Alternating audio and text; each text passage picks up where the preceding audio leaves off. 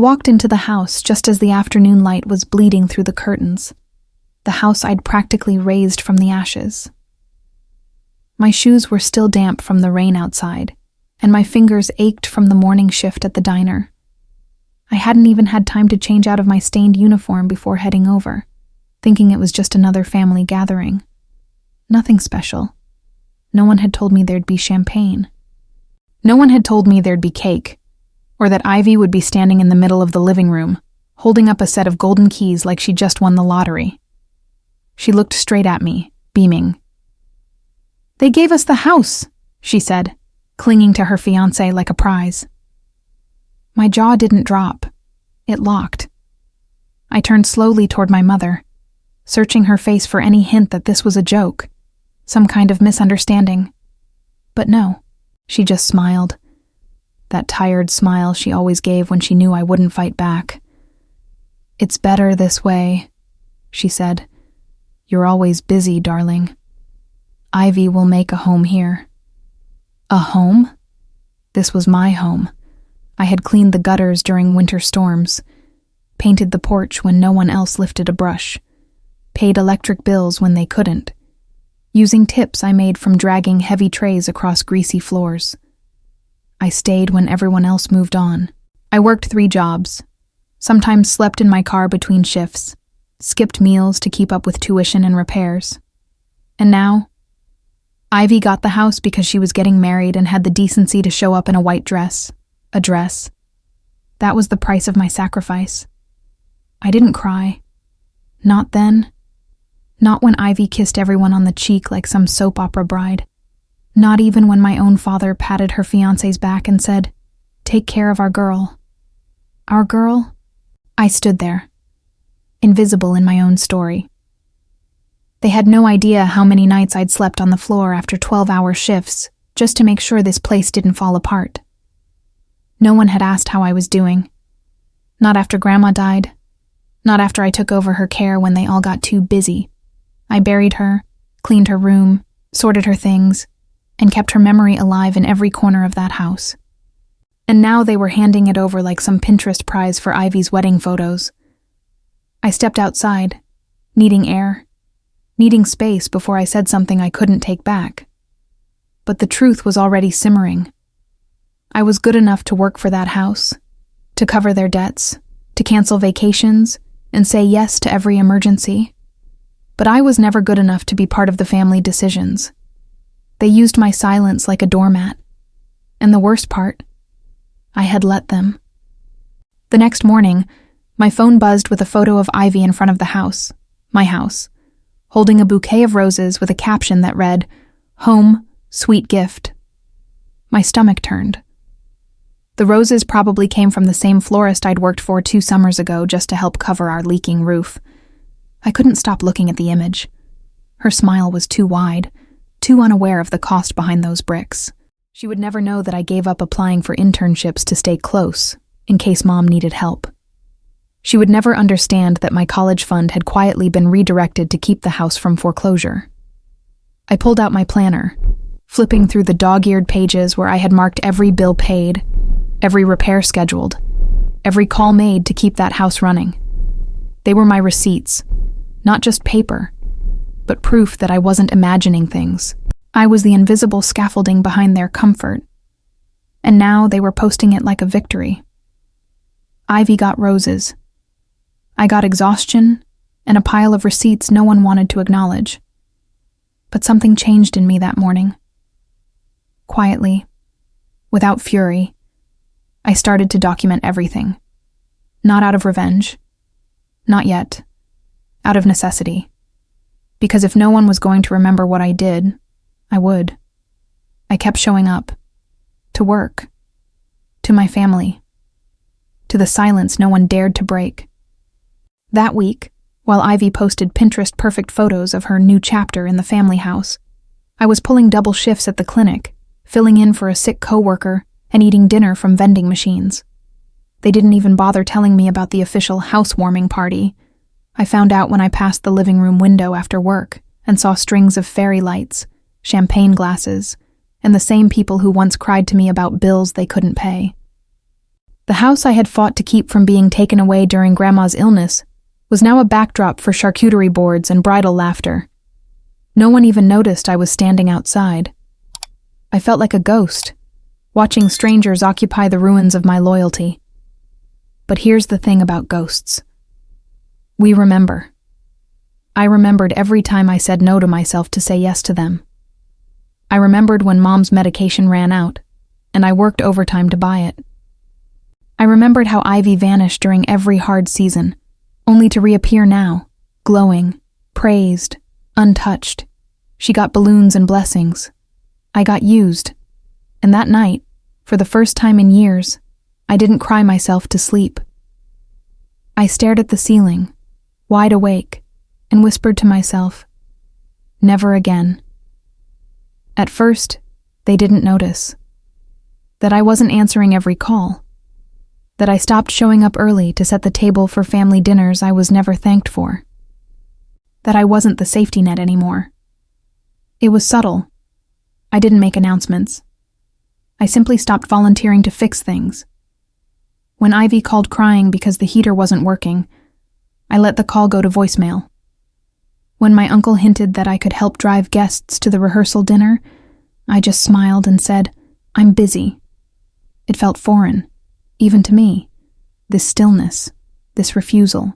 For years, my worth had been measured by how quickly I responded to everyone else's chaos. Now, I was choosing mine. And with the time I used to give away, I began investing in something else. Me. I enrolled in a certification I'd postponed 3 times. I started saving money, not for others, but for a quiet dream I barely dared to believe in. They still celebrated Ivy like a glass doll in a display case, but something in me was shifting. Not out of revenge, but out of restoration. Because when you've spent your whole life giving, the scariest and most powerful thing you can do is start keeping. And that's exactly what I did. The wedding came like a parade I was expected to applaud from the sidewalk. Ivy looked radiant, of course. Lace, pearls, $1,000 smile. The kind that only blooms when you've never had to earn your place. I sat in the back pew, not by choice, but because no one thought to reserve me a seat closer. I watched them pass around praise like confetti. My mother cried when Ivy walked down the aisle. My father beamed during his toast. Not once did anyone mention who paid for half the venue when deposits were due last fall, and Ivy's card mysteriously didn't work.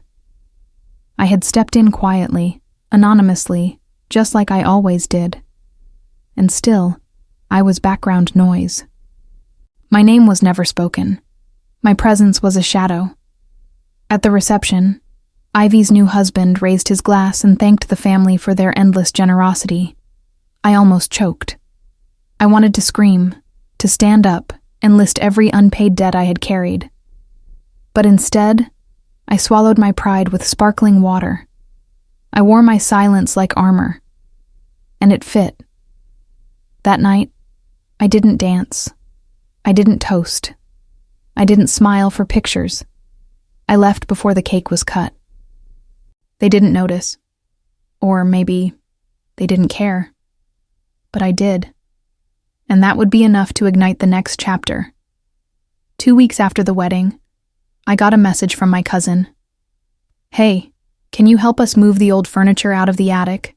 We want to turn it into a yoga space. I stared at the screen, blinking. The audacity didn't surprise me anymore. I didn't reply. I didn't even get angry. Because by then, I had already started the process they never thought I'd dare to begin. I contacted a lawyer, the same one who helped settle Grandma's estate, the one who knew the terms of her will. Because something had never sat right with me. The house wasn't supposed to be passed around like a party favor. I remembered her words, the ones whispered to me when her hands were too weak to write, but her voice was still sharp. This house stays with whoever keeps it standing. I had kept it standing.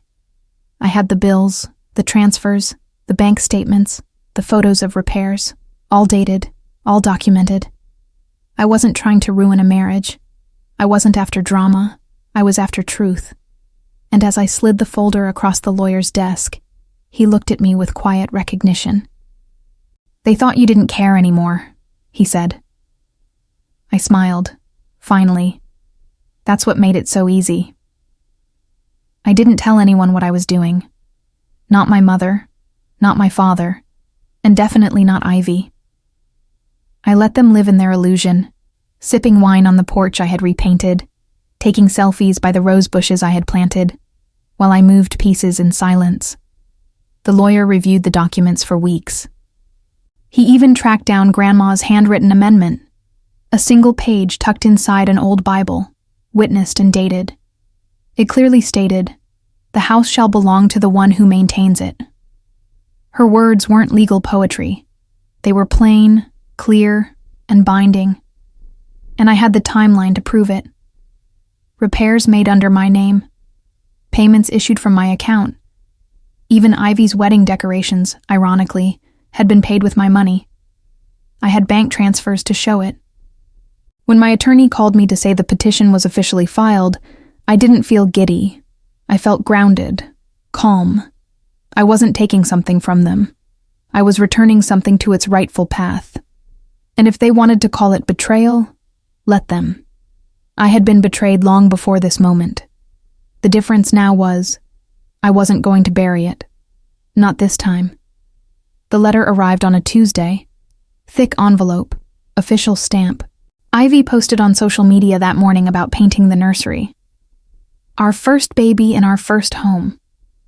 I almost felt sorry for her. Almost. But then I remembered every thank you I never got. Every favor they turned into expectation. And the silence that followed every time I needed them. I opened the envelope slowly, as if the moment deserved reverence. Inside, the ruling was clear. Based on the original amendment to the will, supported by financial records and witness statements, legal ownership of the property would revert to me. I read it twice, then again. Not because I didn't believe it, but because I had never seen my name written like that. In ink, in law, in truth. That weekend, I asked the lawyer to serve them the notice. I didn't show up in person. I didn't need to. I let the truth walk through the door I once painted blue. I imagined their faces, confusion, disbelief, maybe even rage. But I didn't flinch, because for once, they were being forced to say my name out loud. Not as a helper, not as background, but as the rightful owner of the very thing they took for granted. When I finally walked back into the house, it was quiet. Too quiet. Ivy and her husband had already moved out, though traces of their brief reign still lingered. A forgotten bracelet on the windowsill, a wedding photo tucked behind the mirror, the scent of expensive candles clinging to the curtains. I didn't touch anything right away. I just stood there, breathing it in. This wasn't about revenge. It wasn't about taking something away. It was about reclaiming what was never theirs to begin with. I walked slowly through each room, remembering where Grandma used to sit, where I once patched the leaky ceiling, where I had cried on the kitchen floor at 2 a.m. because I didn't know how I'd make rent and cover the electricity. Now, it was mine again. Not just by blood, but by justice. Ivy had called me that morning, sobbing. "How could you do this to me?" she asked. I said nothing. I didn't owe her a defense. I had done enough explaining in my life. Instead, I spent the day cleaning, wiping off the gold-trimmed wallpaper she had put up, taking down the fairy lights, scrubbing away the glitter and gloss, the illusion. I wasn't restoring the house. I was restoring myself. That first night alone in the house, I didn't turn on the TV. I didn't scroll through my phone or play soft music to fill the silence. I let it echo. I let the walls breathe again, and me with them. I made tea in the chipped mug Grandma used to love, sat by the window with my knees tucked to my chest, and just existed. No guilt, no weight, no running to answer someone else's need. For the first time in years, I didn't feel like I was intruding in a space, I belonged here. I had earned this peace. I thought about every version of me that had walked through that door. The girl with the backpack too heavy with bills, the woman too tired to cry, the sister who kept saying yes when it broke her. And now, there was this version, not louder, not bitter, just unapologizing. I didn't need to defend how I got here. I didn't need to justify why I claimed it back. The world hadn't handed me anything. I had taken every inch with blistered hands and a quiet spine. That night, I slept with the window open and the door locked. I didn't owe the past anything anymore, only the future. It was revealing. Without my sacrifices, their world suddenly felt less convenient. But I didn't reach out. I was no longer the one filling in gaps they created. I spent my days rebuilding, not just the structure of the house, but my life. I painted the walls in colors I liked, soft greens and warm golds. Planted herbs in the garden, where I used to pull weeds while they planned parties. I turned the attic, once destined to be Ivy's yoga studio, into a small study where I started writing. My story, in my words, on my terms. One afternoon, I found an old photo of Grandma and me, hidden in the back of a drawer. She was smiling. Strong, unapologetic, just like I was learning to be. I framed it and placed it by the front door. A quiet reminder that sometimes justice isn't loud. It's steady, it's earned, and it comes when you stop begging to be seen and start living like you always deserved to be. They gave her the house, but I reclaimed it, and something far more powerful. Myself. Thank you for watching until the end. If you've ever lived through something similar, share your story in the comments. And don't forget to subscribe, because sometimes the loudest impact is made in silence.